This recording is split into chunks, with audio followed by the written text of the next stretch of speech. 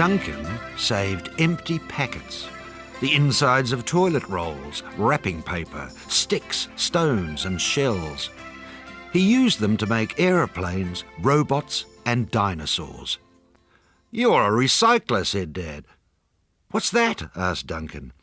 "Someone who uses things other people have chucked out," said Dad. Duncan's aeroplanes, dinosaurs, robots and boxes of bits and pieces took over his room.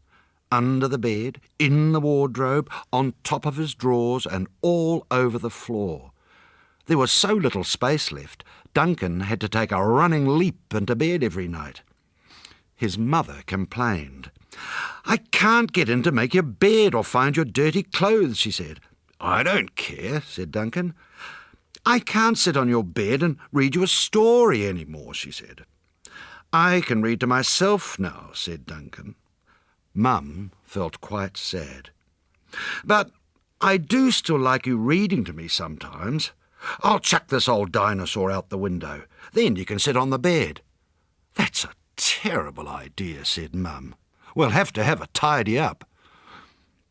Mum and Dad helped Duncan sort all his bits and pieces into boxes which they put under the bed.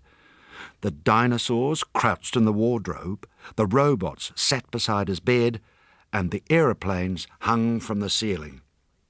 "Now there's space in my room. Can I have a bookcase of my own?" asked Duncan. "I'm sick of the baby getting into my encyclopedias and school books." "I think you could make one," said Dad. So, at the weekends, Dad helped Duncan make a bookcase. Duncan sawed the wood, hammered it together, and when it was finished, he painted it bright purple. "You've done a great job," said Dad. "It looks good," said Mum, "but I wonder if you'll be able to get it into your room."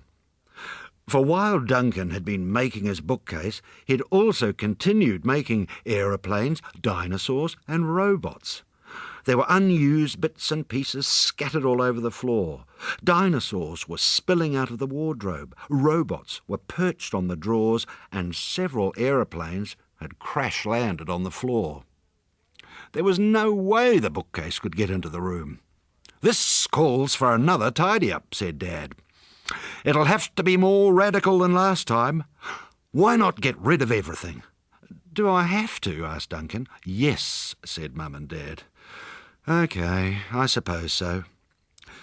Once they started taking the aeroplanes, robots and dinosaurs apart and sorting them into different piles for recycling, Duncan got into the swing of it and enjoyed himself.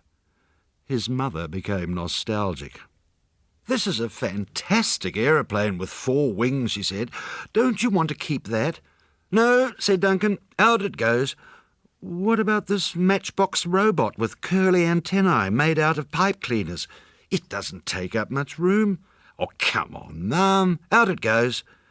"This red-eyed dinosaur? Can I keep him?" "You're mad, Mum. He's no use to anyone." So everything went. Duncan now had a tidy bedroom and his bookcase fitted in easily. There was even room to play marbles on the floor. Everyone found things they thought they'd lost. His mother found a calculator. His father found his tape measure, and the baby found her rattle. Duncan found his torch, Walkman and wallet, and he lined them up on his dressing table. Mum and Dad were pleased. They whipped in with the duster and vacuum cleaner and gave the room a thorough clean. "There," said Dad, "that's much better. Now you've got space to move and clean air to breathe." "Let's keep it this way," said Mum. Duncan agreed. But the next day he spotted an empty egg container on the bench. He thought, "I could use that to make a crocodile."